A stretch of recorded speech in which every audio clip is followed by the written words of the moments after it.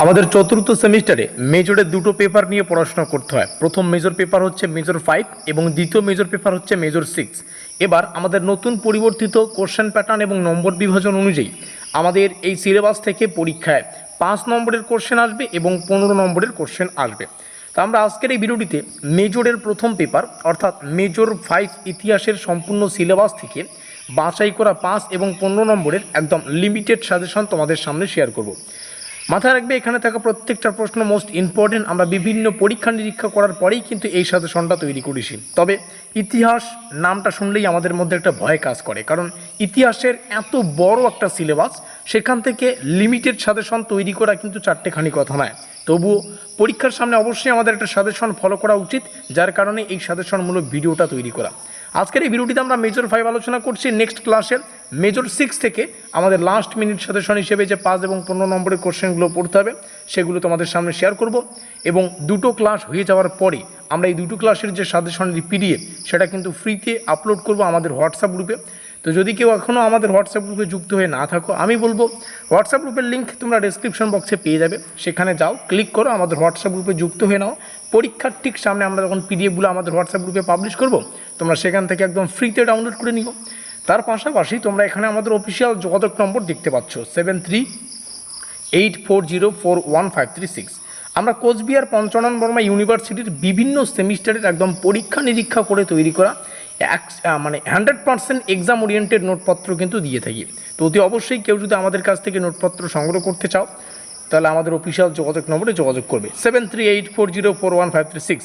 তোমরা চলতি সেমিস্টারেরও নোটপত্র সংগ্রহ করতে পারো, যতটুকু সময় বাকি রয়েছে। কেউ যদি পরিশ্রম করতে রাজি থাকো, অবশ্যই আমাদের নোটপত্র নিয়ে পরিশ্রম করো, দেখবে সুন্দর একটা স্কোর তৈরি করে তুমি এই সেমিস্টারটা শেষ করতে পারছো।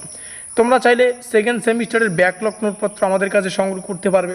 তোমরা চাইলে 4th সেমিস্টারের পরে 5th সেমিস্টারের শুরু থেকে 5th সেমিস্টারের প্রস্তুতির জন্য 5th সেমিস্টারের নোটপত্রগুলো আমাদের কাছ থেকে সংগ্রহ করতে পারবে। তো অতি অবশ্যই আমাদের কন্ট্যাক্ট নম্বরটা তোমাদের ফোনে সেভ থাকা কিন্তু বাধ্যতামূলক। তো চলো সাজেশনমূলক ক্লাসটা আলোচনা করছি।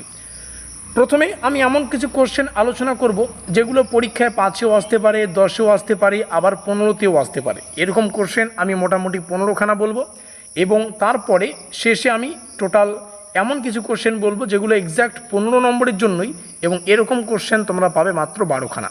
তোমরা যে কোনো একটা সাজেশন ফলো করো, হয় প্রথমের 15টা কোশ্চেন পড়ো, না হলে পরের 12টা কোশ্চেন পড়ো। যে কোনো একটা সেট ফলো করলেও সুন্দর একটা স্কোর তৈরি করে তোমরা এই সেমিস্টারটা শেষ করতে পারবে। এবার অনেকে বলবে আমাদের সিলেবাসে তো 5 এবং 15 নম্বরের প্রশ্ন আসবে, 1 নম্বরের প্রশ্ন আসবে, সেটা আমরা যারা আমাদের পেইড নোটস নিয়েছে তাদেরকে 1 নম্বরের প্রশ্ন উত্তরের পিডিএফ ফাইল পাঠানো হয়েছে।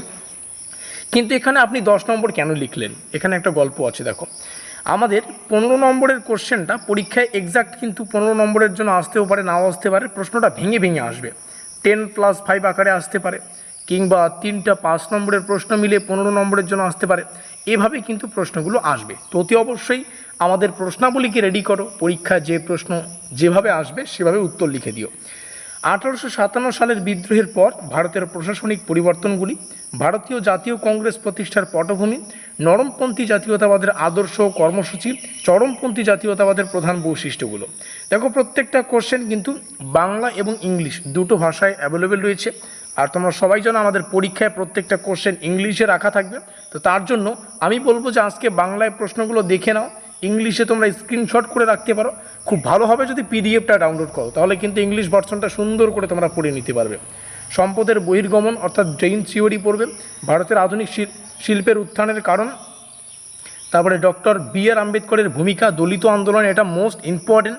15 মার্ক কিংবা 5 মার্কের জন্য একটা 100% কমনযোগ্য প্রশ্ন, ডক্টর বি.আর. আম্বেদকরের দলিত আন্দোলনে ভূমিকা। ভারতীয় জাতীয় আন্দোলনে নারীদের ভূমিকা পড়বে, ভারতীয় রাজনীতিতে মহাত্মা গান্ধীর আবির্ভাবের গুরুত্ব পড়বে।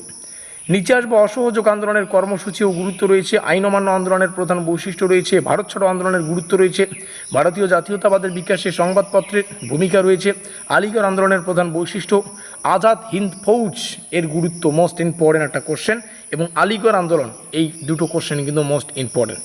তারপরে ভারত ছাড়ো আন্দোলন রয়েছে, আইন অমান্য আন্দোলন রয়েছে, অসহযোগ আন্দোলন রয়েছে। তাহলে এখানে দেখো কটা কোশ্চেন বললাম, টোটাল 15খানা কোশ্চেন তো আছে। আমি এক্সট্রা করে মার্ক করে দিচ্ছি, সেগুলোকে বেশি করে পড়বে।